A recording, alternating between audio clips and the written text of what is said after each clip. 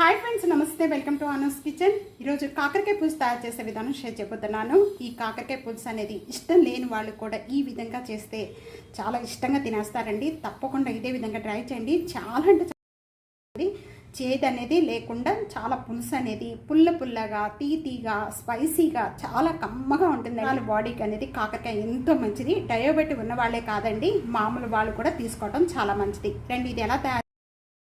Please అండి, వీడియోలోకి వెళ్ళే ముందు ఇప్పటి వరకు కూడా నా ఛానల్ని ఫస్ట్ టైం కనుక చూసే వాళ్ళైతే సబ్స్క్రైబ్ చేసుకోవడం అస్సలు మర్చిపోకండి. ముందుగా ఈ కాకరకాయ పులుసు తయారు చేసుకోవడానికి కాకరకాయలు ఇక్కడ నేను 1/4 కిలో ఈ కాకరకాయలకి చింతపండు అనేది ఇక్కడ చిన్న నిమ్మకాయ అంత అండి, చూస్తున్నారు కదా, ఈ నిమ్మకాయ అంత చింతపండు. ఈ చింతపండులో వేడి వాటర్ అనేది యాడ్ చేసేస్తున్నాను.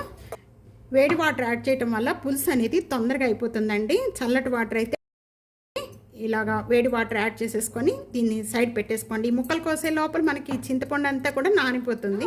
6 లేక 7 పచ్చిమిర్చి ఎక్కువ తీసుకుంటే బాగుంటుందండి కాకరకాయ పులుసులోకి. అలాగే ఒక ఆనియన్. మళ్ళీ మనం కర్రీ తయారు చేసేటప్పుడు ఏమేమి పడతాము. ఇప్పుడు ముందుగా మనం కాకరకాయలు కట్ చేసుకుందాము. కాకరకాయలు బాగా కడిగిన తర్వాత ఇక్కడ కాకరకాయలు అనేది నేను 2 సైడ్స్ ఎడ్జెస్ అనేది ఈ విధంగా కట్ చేసుకున్న వెంటనే కూడా మొత్తం మీకు ఈ విధంగా రౌండ్గా కావాలి అనుకుంటే రౌండ్గా కట్ చేసుకోవచ్చు. లేకపోతే ఒక కాయని మనం హాఫ్గా కట్ చేసేసి ఈ విధంగా కూడా చేసుకోవచ్చు. విత్తనాలు పైన ఈ విధంగా చెక్కు ఏమి తీస్తలేదండి, నేను చెక్కు తీయకుండానే చేస్తే చాలా బాగుంటుంది. ముందు హెల్త్కి చాలా మంచిది. పైన అనేది చెక్కు తీయకుండా చేసుకుంటే. కట్ చేసిన కాకరకాయలన్నీ కూడా ఒక ప్యాన్లో యాడ్ చేసేస్తున్నానండి. కాకరకాయలు మునిగే వరకు కూడా వాటర్ యాడ్ చేస్తున్నాను. 1 టేబుల్ స్పూన్ సాల్ట్ యాడ్ చేస్తున్నాను. దీంట్లో గల్లుప్పు ఉంటే గల్లుప్పు కూడా యాడ్ చేసుకోవచ్చు. ఒక 1/2 టేబుల్ స్పూన్ పసుపు యాడ్ చేస్తున్నాను. నేను కూడా దీన్ని ఇంకా స్టవ్ మీద పెట్టేద్దాం. ప్యాన్ స్టవ్ ఆన్ చేస్తున్నానండి. మీడియం ఫ్లేమ్లో పెట్టేసేసుకొని కాకరకాయలు మగ్గించేసుకోవాలండి. పైన మూత పెట్టేద్దామండి. మూత పెట్టేసేసుకొని మీడియం మగ్గించేసుకోవాలి. ఇదంతా పోతుంది. పసుపు ఉప్పు వేసాము, మజ్జిగ కూడా ఏమి వేసుకొని అవసరం లేదు.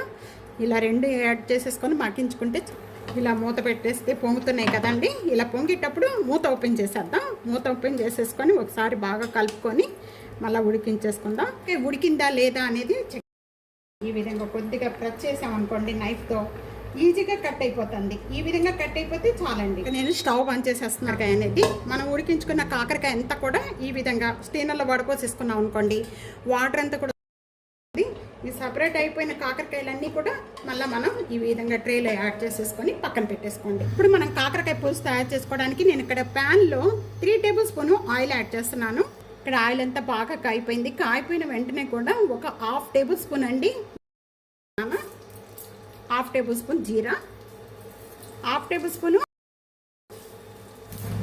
ఇవన్నీ కూడా బాగా వేగిపోయాయి. వేగిపోయిన వెంటనే కూడా ఒక ఉల్లిపాయ ముక్కలు, 5 లేక ఒక 4 పచ్చిమిర్చి అండి మధ్యలో ఇలాగ కట్ చేసే, ఒక 7-8 వెల్లుల్లిపాయ రెబ్బలు కచ్చిపిచ్చిగా నూరుకున్న వెల్లుల్లిపాయ రెబ్బలు కూడా దీంట్లో యాడ్ చేస్తాను. కరివేపాకు, 1/2 టేబుల్ స్పూన్ సాల్ట్ యాడ్ చేస్తాను. తర్వాత చూసుకొని వేసుకోవచ్చండి. పులుసులో కొద్దిగా సాల్ట్ ఎక్కువగానే పడుతుంది. కూడా మూత పెట్టేసుకుందాము.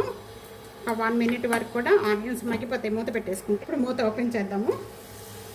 ఈ కలర్ వస్తే చాలండి. ఈ విధంగా అన్నీ కూడా బాగా మగ్గిపోయాయి. మనం ఉడికించుకున్న కాకరకాయ పీసెస్ అన్నీ కూడా దీంట్లో యాడ్ చేసేస్తున్నాను.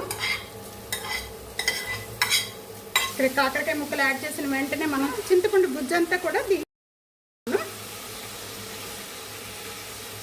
1 గ్లాస్ వాటర్ యాడ్ చేస్తున్నాను.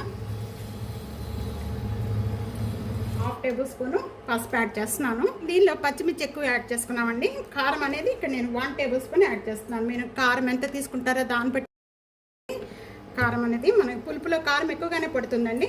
మనం పచ్చిమిర్చి ఎక్కువగా యాడ్ చేసాం కాబట్టి నేను కారం తక్కువగా యాడ్ చేస్తున్నాను. మూత పెట్టేసుకొని చిక్కపడేంత వరకు కూడా పులుసు అనేది మగ్గించేసుకోవాలి.